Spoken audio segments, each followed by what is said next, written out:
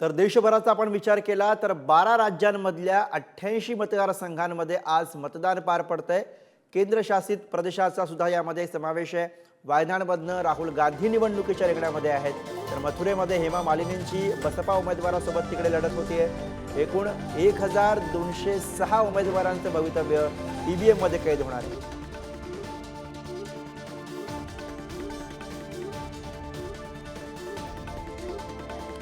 केरळ, कर्नाटक, राजस्थान आणि महाराष्ट्र तसंच उत्तर प्रदेश, मध्य प्रदेश, आसाम, बिहार, छत्तीसगड आणि पश्चिम बंगाल, मणिपूर, त्रिपुरा, जम्मू काश्मीर इथं मतदान पार पडतं।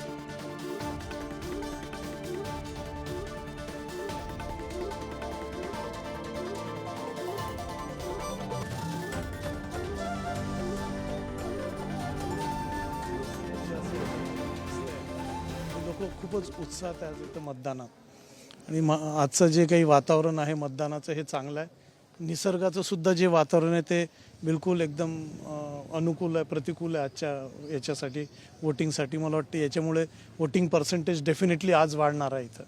तुमच्याबद्दलचं वातावरण काहींनी दूषित करण्याचा प्रयत्न केला होता, तो त्यांच्या राजकारणाचा, त्यांच्या चारित्र्याचा भाग आहे। आम्हाला तसं काहीही करायचं नव्हतं, हे पहिलेपासून आम्ही ठरवलं होतं। त्या पद्धतीनेच रणनीती आखली होती की बा कोणाचेही वर व्यक्तिगत टीकाटिप्पणी राजकारणात करायची नाही। एक साधारणतः तुम्ही असं म्हणता की तुम्ही ज्याला वोटिंग करता तो निवडून येतो। हां हां, आज काय झालं का तुला वोटिंग? आज निश्चितच म्हणजे असं जर असेल तर मग मी विजयी आहे। ठीक, थँक्यू।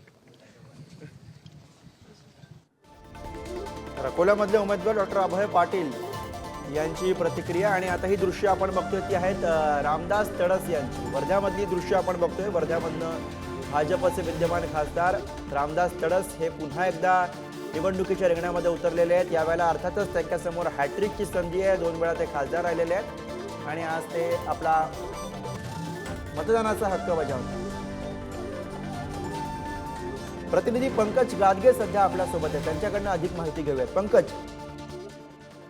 नक्कीच गुरुप्रसाद, वर्ध्यामध्ये रामदास तडस सध्या मतदान करता आहे। वर्ध्यामध्ये एकूणच 1997 मतदान केंद्रावर मतदान प्रक्रिया ही पार पडत आहे।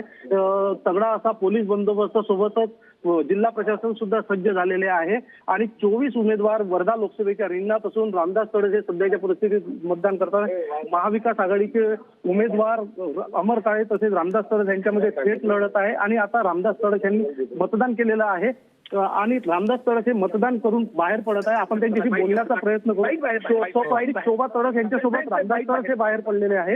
आपण रामदास तडस यांच्याशी बोलण्याचा प्रयत्न करूया। सर काय सांगाल, आपण मतदान करून बाहेर, सर काय सांगाल, आपण मतदान करून बाहेर पडलेला आहात?